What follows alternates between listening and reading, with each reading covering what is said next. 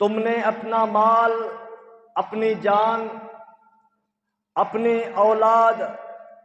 تمام چیزیں نبی کے اوپر نچھاور کر دی ہیں، اور تم نے بڑی قربانیاں اس نبی کے لیے دیے ہیں۔ جان کی ضرورت پڑی تم لوگوں نے جان دیا، مال کی ضرورت پڑی تم نے مال دیا، اولاد کی ضرورت پڑی اولاد دے دیا، اور وقت کی ضرورت پڑی تم نے وقت دے دیا۔ آپ کی ساری قربانیاں ایک طرف، آپ کی تمام محنتیں ایک کی طرف، اللہ تعالیٰ نے ان تمام نیکیوں کو، آپ کے ان تمام قربانیوں کو اپنے بارگاہ میں قبول کر دیا، مقبول کر دیا۔ اور میں اللہ نے اعلان بھی کر دیا کہ میرے نبی کے صحابہ جنتی ہیں، میں نے جنت کا اعلان بھی کر دیا۔ مگر یاد رکھنا، تمہاری یہ قربانیاں ایک طرف، میرا یہ اعلان کرنا ایک طرف، میرا یہ قانون ہے، آج اس کو اپنے کان کھول کر سنو کہ یا ایھا الذین آمنوا لا ترفعوا اصواتکم فوق صوت النبی۔ فرمایا کہ آپ اپنی آوازوں کو نبی کے آواز سے بلند نہ کیا کرو، اپنی آواز کو ہمیشہ نبی صلی اللہ علیہ وسلم کے آواز سے پست رکھا کرو، اور میرے نبی، میرے حبیب کو اس طرح نہ بلایا کرو جس طرح تم ایک دوسرے کو پکارتے ہو۔ اور اگر تم نے اس طرح میرے نبی کو بلایا، میرے نبی کو پکارا، کہ یاد رکھنا میں اللہ تمہاری تمام نیکیوں کو تباہ کر دوں گا، برباد کر دوں گا، تمہاری یہ نیکیاں برباد کر کے تمہیں جہنم میں داخل کر دوں گا۔ مجھے ذرا سا بھی اپنے نبی کی گستاخی پسند نہیں ہے۔ میں نہیں دیکھوں گا کہ تم نے کتنی قربانیاں کی، میرے رسول کی ذرا سا بھی بے عزتی، بے حرمتی تم نے کی تو میں اللہ تمہاری تمام تر نیکیوں کو ختم کر دوں گا، تمہیں جہنم میں داخل کر دوں گا۔ آپ اندازہ لگاؤ، ان کا خطاب اللہ نے مومنین سے کیا ہے، اللہ نے مومنوں سے خطاب کیا کہ مومنوں اپنے آوازوں کو پست رکھا کرو،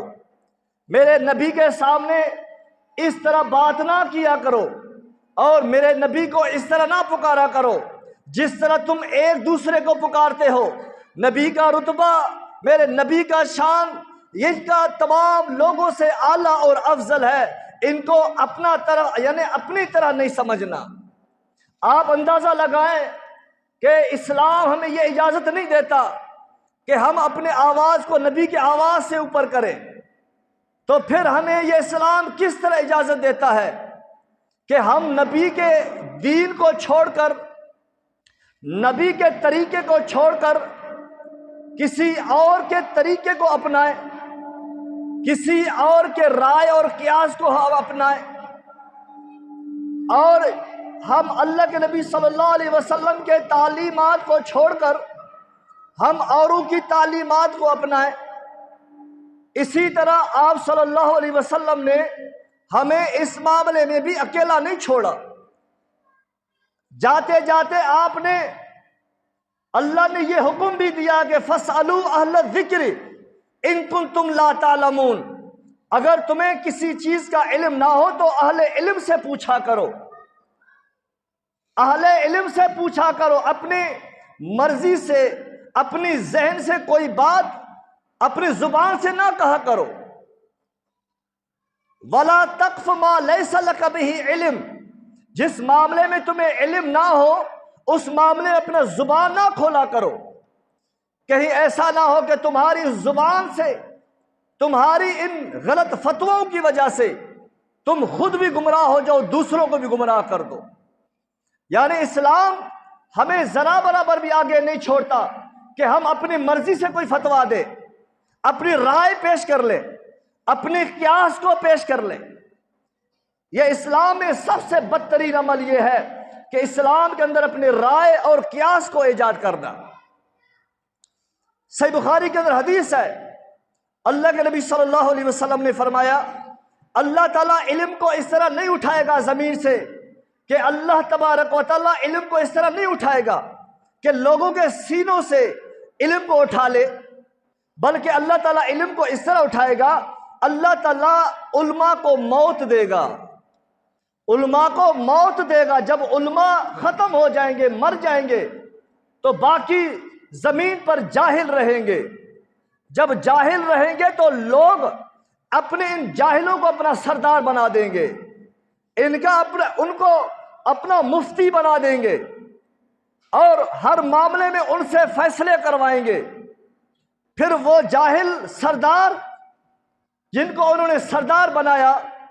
وہ ایسے فتوے دیں گے، خود بھی گمراہ ہوں گے اور دوسروں کو بھی گمراہ کریں گے۔ وہ فتوے اپنے رائے سے دیں گے، اپنے مرضی رائے سے، قیاس سے فتوے دیں گے۔ اس رائے اور قیاس سے فتوے دینے کی وجہ سے وہ خود بھی گمراہ ہو جائیں گے، دوسروں کو بھی گمراہ کریں گے۔